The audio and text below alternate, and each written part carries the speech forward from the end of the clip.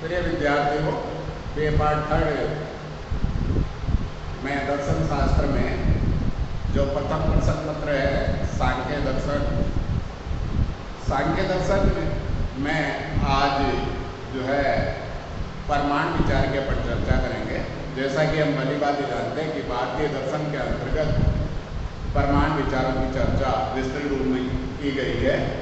किसी भी दर्शन का जो मूल आधार होता है उसकी प्रमाण मीमांसा ही होता है और प्रमाण मीमांसा के आधार पर ही ज्ञान को सिद्ध करने का प्रयास किया जाता है। तो आज जो है अपन जो है प्रमाण मीमांसा के संदर्भ में सांख्य दर्शन के संदर्भ में चर्चा करेंगे। भारतीय दर्शन के अंतर्गत जो है प्रमाण की विस्तृत रूप से चर्चा जो की गई है उसके अंतर्गत विभिन्न दर्शनों के अंतर्गत जो है विभिन्न प्रमाणों की चर्चा देखने को मिलती है। कुछ दर्शन जो है एक प्रमाण से प्रारंभ करते हैं और 6 प्रमाणों तक की भारतीय दर्शन के अंतर्गत चर्चा देखने को मिलती है। प्रत्यक्ष है, अनुमान है, शब्द है, उपमान है, अर्थापत्ति है, अनुपलब्धि है। ये 6 प्रमाण जो है भारतीय दर्शन के अंतर्गत जो है माने गए हैं। तभी पुराणों में जो है 8 प्रमाणों की चर्चा भी देखने को मिलती है। लेकिन वैदिक दर्शन या जो है भारतीय दर्शन की हम चर्चा करते हैं तो 1 से लेकर जो है 6 प्रमाणों तक की चर्चा में देखने को मिलती है। कुछ दर्शन एक ही प्रमाण को की सत्ता को मानते हैं। जैसे चार्वाक दर्शन के संदर्भ में हम चर्चा करें तो एक ही प्रमाण को वो जो है प्रमाण के रूप में मानते हैं। प्रत्यक्ष कोई प्रमाण का एकमात्र साधन मानते हैं।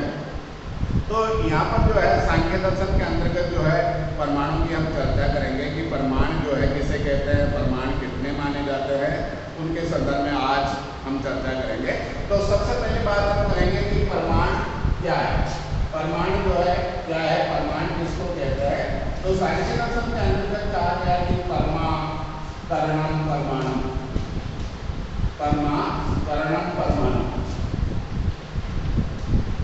इसका तात्पर्य क्या है, परमाकरण प्रमाणम का तात्पर्य क्या है कि परमा का जो साधन है, परमा का जो साधन है, करण का तात्पर्य साधन, परमा करणम प्रमाणम, परमा का जो साधन है उसको हम क्या कहते हैं, प्रमाण कहते हैं। अर्थात परमा का जो हेतु है, साधन है, उसको हम क्या कहेंगे, कारण। कारण को, परमा के हेतु को, कारण को, साधन को हम प्रमाण के रूप में जानते हैं। अब प्रश्न उठता है कि परमा किसको कहते हैं। ये परमा, जब तक हम परमा को नहीं जानेंगे तब तक प्रमाण को जानना संभव नहीं है। तो परमा का तात्पर्य क्या है, परमा जो है यथार्थ ज्ञान को कहा जाता है। यथार्थ ज्ञान, परमा से तात्पर्य क्या है, यथार्थ ज्ञान। अब पुनः प्रश्न उठता है कि यथार्थ ज्ञान क्या है, यथार्थ ज्ञान क्या है। तो यथार्थ ज्ञान किसको कहते हैं, हम वास्तविक ज्ञान को कहते हैं, वास्तविक ज्ञान। अब देखिए हमने परमा का तात्पर्य जाना कि परमा का तात्पर्य क्या होता है, यथार्थ ज्ञान। अब यथार्थ ज्ञान से तात्पर्य क्या है, वास्तविक ज्ञान। वास्तविक ज्ञान हम किसको कहते हैं, तो वास्तविक ज्ञान से तात्पर्य क्या है, दर्शन के अंतर्गत वास्तविक ज्ञान से तात्पर्य क्या है कि जैसा हमारे मन में विचार आता है उसके अनुरूप जगत में यदि सत्ता पाई जाती है तो उस ज्ञान को वास्तविक ज्ञान कहा जाता है। हमारे मन में अनेकों विचार आते हैं लेकिन सारे के सारे विचारों की सत्ता जड़ जगत में हमें देखने को नहीं मिलती। कुछ विचार ऐसे हैं जिनकी सत्ता में जो है जगत में दिखलाई पड़ती है। यदि हमारे विचार के अनुरूप, जैसा हम सोच रहे हैं हमारे विचार के अनुरूप यदि हमें सत्ता दिखलाई पड़ती है तो हम कहेंगे कि वो ज्ञान क्या है, वास्तविक ज्ञान।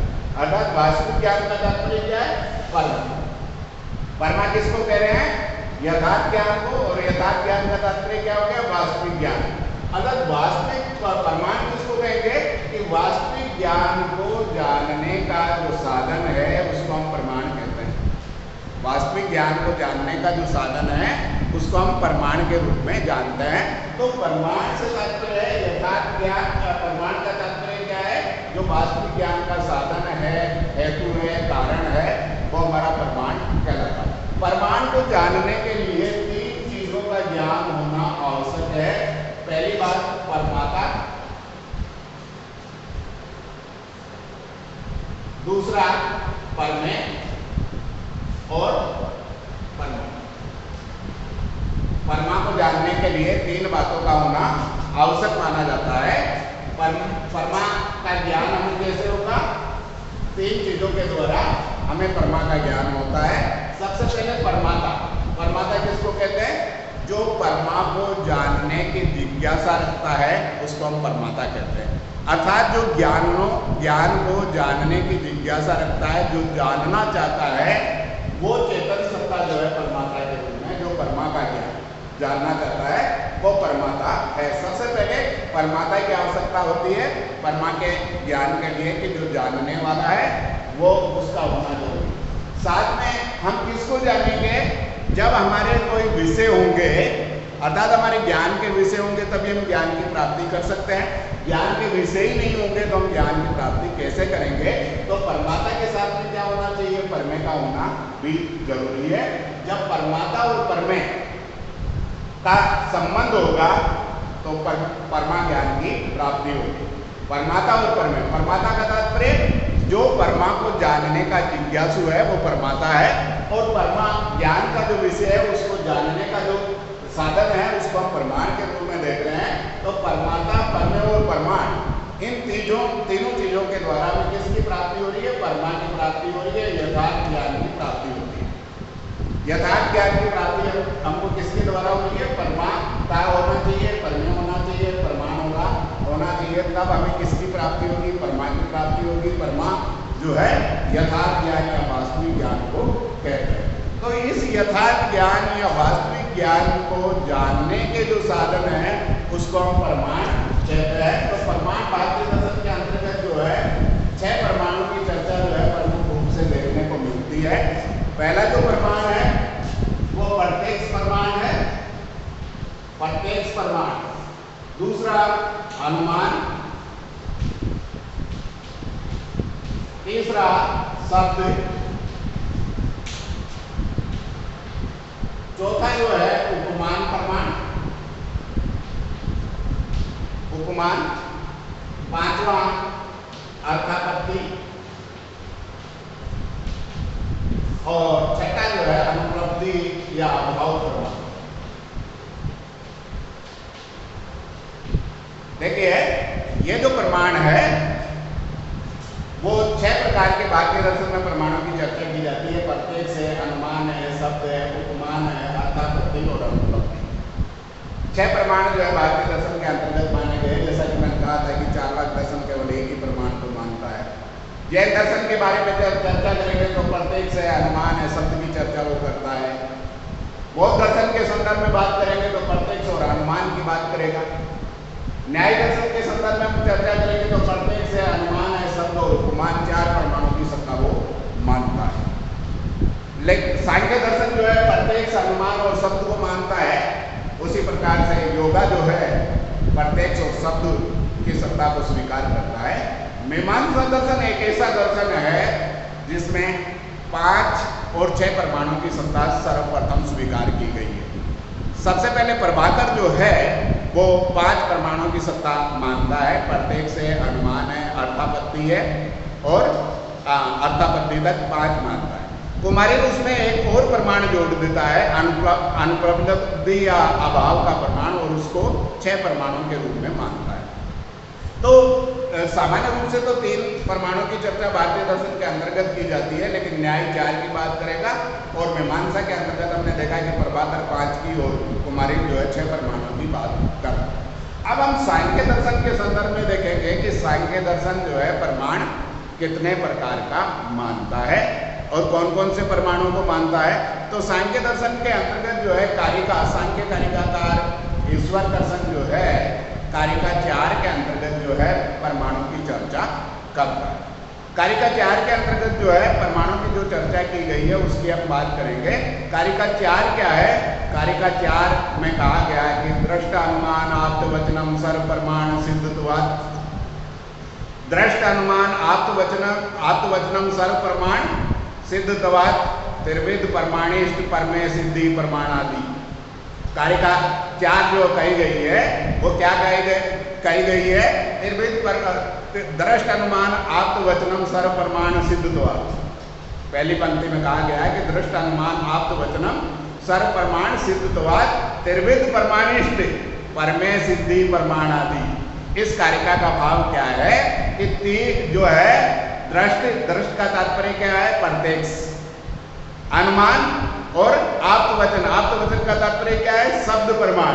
तो दृष्ट, अनुमान और आप्तवचन अर्थात प्रत्यक्ष है, अनुमान और शब्द, इन तीन प्रमाणों से ही समस्त परमाणु की, समस्त परमाणु की सिद्धि होती है। सर्व परमाणु की सिद्धि किसके द्वारा हो रही है? तीन परमाणु के द्वारा। तीन अन्य जो प्रमाण है वो किस में समाहित हो जाते हैं? प्रत्यक्ष में, अनुमान में और शब्द में। त्रिविध प्रमाणिष्ठ परमे सिद्धि प्रमाण आदि, ये जो तीन प्रमाण है इनके द्वारा ही समस्त परमाणुओं की सिद्धि हो जाती है। तो इसलिए तीन प्रकार के परमाणुओं की चर्चा जो है सांख्य दर्शन के अंतर्गत की जाती है। जो अन्य भारतीय दर्शन के अंतर्गत जो परमाणुओं की चर्चा की गई है वो इसी में समाहित करने का प्रयास किया गया। तो सबसे पहले हम जो है जो प्रमाण है उनका रूपरेखा, उनका जो स्वरूप क्या है उनके बारे में चर्चा करेंगे और किस प्रकार से जो तीन परमाणुओं की सत्ता को ये जो है समाहित करते हैं, उपमान को, अर्थापत्ति को और अनुपलब्धि को उसमें समाहित करते हैं, प्रत्यक्ष में, अनुमान में और शब्द में, उसके संदर्भ में हम देखेंगे। तो सबसे पहले जो चर्चा हम करेंगे कि प्रत्यक्ष प्रमाण क्या है। प्रत्यक्ष जो है प्रमाण क्या है? प्रत्यक्ष को सामान्य जो अर्थ दिया जाता है, सामान्य जो है ये माना जाता है कि प्रत्यक्ष जो है दो शब्दों के मेल से बना है, प्रति प्लस अक्ष।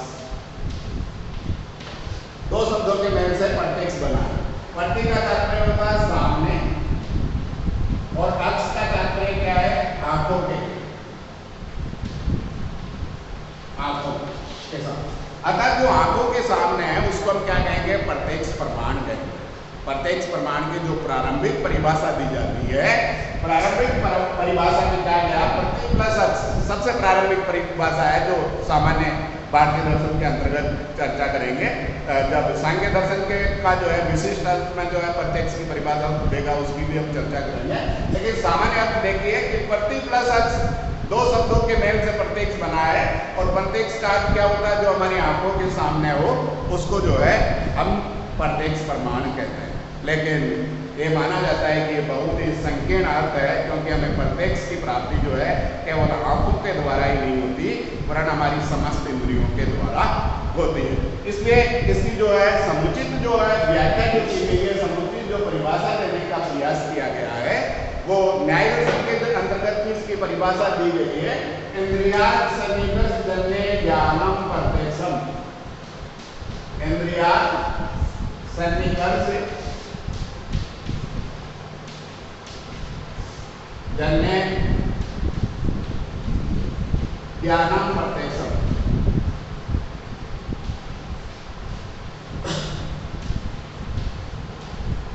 इंद्रियार्थ सन्निकर्ष जन्य ज्ञानम प्रत्यक्षम, इसका तात्पर्य क्या है? इंद्रियार्थ सबसे पहले जो है प्रत्यक्ष के लिए किसका होना जरूरी है? इंद्रियों का। सन्निकर्ष का तात्पर्य क्या? संपर्क है। अतः इंद्रियों के संपर्क से जिस ज्ञान की प्राप्ति होती है उस ज्ञान को हम प्रत्यक्ष कहते हैं। तो यहाँ पर प्रत्यक्ष ज्ञान के लिए तीन चीजों का होना जरूरी माना जाता है। कौन कौन सी चीजों का होना जरूरी है? सबसे पहले तो इंद्रियां होनी जरूरी है। इंद्रियां, फिर परमे या ज्ञान के विषय,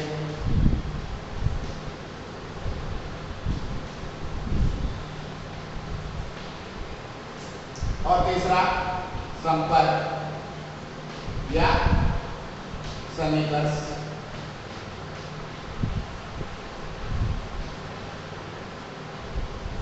देखिए तीन चीजें जो है प्रत्यक्ष ज्ञान के लिए आवश्यक है। कौन कौन सी?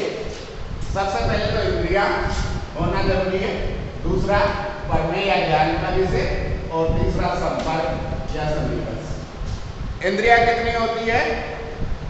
भारतीय दर्शन के अंतर्गत जो है इंद्रियां 11 मानी गई। 11 इंद्रियां, 11 इंद्रियां। 11 इंद्रियां कौन कौन सी है? 5 तो ज्ञानेंद्रियां है, 5 ज्ञानेंद्रियां। 5 कर्मेंद्रिया और एक मन। ये 11 इंद्रियां हैं। 5 ज्ञानेंद्रियां हैं, 5 कर्मेंद्रियां और एक मन माना गया। तो ये जो 11 इंद्रियां हैं, ज्ञानेंद्रियों के द्वारा ज्ञान की प्राप्ति होती है, कर्मेंद्रिया कर्म के अंग और इंटरनल सेंस ऑर्गन के रूप में मन की सत्ता को माना जाता है। तो यहाँ पर हमने देखा कि ज्ञानेंद्रिया जो है आँख है, नाक है, कान है, त्वचा है, जीवा, ये 5 प्रकार की ज्ञानेंद्रियां होती है और इन 5 प्रकार की ज्ञानेंद्रियों के द्वारा विभिन्न विषयों का ज्ञान होता है। जैसे आँख के द्वारा रूप का ज्ञान है, कान के द्वारा जो शब्द का ज्ञान है, त्वचा के द्वारा स्पर्श का ज्ञान है, नाक के द्वारा जो है गंध का ज्ञान होता है।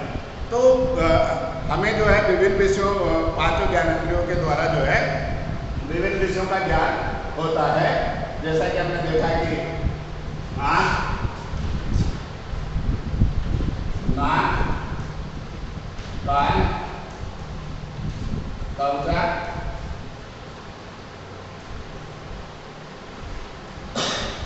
और जीभ।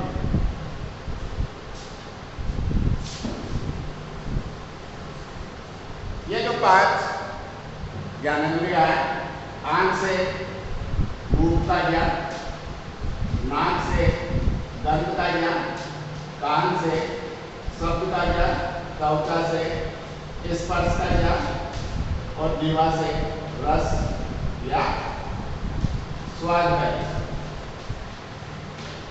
ये देखिए 5 ज्ञानेंद्रियों के द्वारा 5 विषयों का ज्ञान हमें होता है, रूप का, गंध का, शब्द का, स्पर्श का, रस का या स्वाद का। ये तो बाह्य इंद्रियों के द्वारा जो जगत में जो विभिन्न विषय उनका ज्ञान होता है। मन के द्वारा जो आंतरिक विषय है, जैसे सुख है, दुख है, राग है, द्वेष है, इसका ज्ञान हमें किसके द्वारा होगा? मन के द्वारा होगा। तो हमारी जो 11 इंद्रियां हैं, जिसमें 5 कर्मेंद्रियां हैं, जैसे वाक है, पानी है, पाद है, वायु है और उपस्थि है, कर्मेंद्रियां जो कर्म के अंग है। तो ये जो 11 इंद्रियां, 5 ज्ञानेंद्रियां, 5 कर्मेंद्रियां और मन, इन 11 इंद्रियों के द्वारा हमें जो है ज्ञान की प्राप्ति होती है। और ये ज्ञान की प्राप्ति कब होगी? जब हमारी इंद्रियां होगी। सबसे पहली आवश्यकता इंद्रियां होगी। और कैसी इंद्रियां होनी चाहिए? स्वस्थ होनी चाहिए, उसमें किसी प्रकार का कोई विकार नहीं होना चाहिए।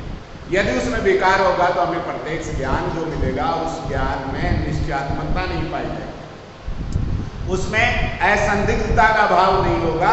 तो ज्ञान, प्रत्यक्ष ज्ञान कैसा होना चाहिए? जो निश्चयात्मक है, असंदिग्ध ज्ञान है, संदेह से परे का जो ज्ञान है, और वो कब संभव है? जब हमारी इंद्रियों में किसी प्रकार का कोई दोष ना हो। दूसरा, ज्ञान के विषय का होना जरूरी है। ज्ञान के विषय, जड़ जगत में जितने भी ज्ञान के विषय है उन विषयों का होना जरूरी है। ज्ञान के विषय भी है और इंद्रियां भी है, इन दोनों के होने से भी हमें ज्ञान की प्राप्ति नहीं होती जब तक हमारा इंद्रियों का संपर्क उससे ज्ञान के विषय के से नहीं जुड़ता। फॉर एग्जाम्पल के लिए हम देखें कि हमारे घर में सांख्य कारिका पड़ी हुई और हमारी इंद्रियां भी है, लेकिन हमारी इंद्रियों का हमने सांख्य कारिका के साथ में कोई संबंध जोड़ा ही नहीं, तो हमें जो है सांख्य कारिका का ज्ञान नहीं होगा। इसलिए सांख्य कारिका के साथ में हमारी इंद्रियां, हमारी चक्षु इंद्रिय का जब तक संपर्क नहीं होगा तब तक ज्ञान की प्राप्ति नहीं होगी। तो सबसे पहले हमने प्रत्यक्ष की सामान्य चर्चा की कि प्रत्यक्ष क्या है, प्रत्यक्ष का ज्ञान किस प्रकार से होता है, उसके बारे में हमने चर्चा की। तो इस वीडियो के अंतर्गत हमने जो है सांख्य दर्शन के प्रमाण विचार का जो है प्रारंभिक जो भूमिका बतलाई गई है। अगले वीडियो के अंतर्गत जो हम प्रमाण का प्रकारों की चर्चा करेंगे, परमाणुओं का विभाजन की चर्चा हमें देखने को मिलेगी।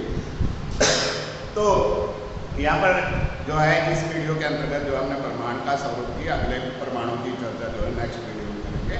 धन्यवाद।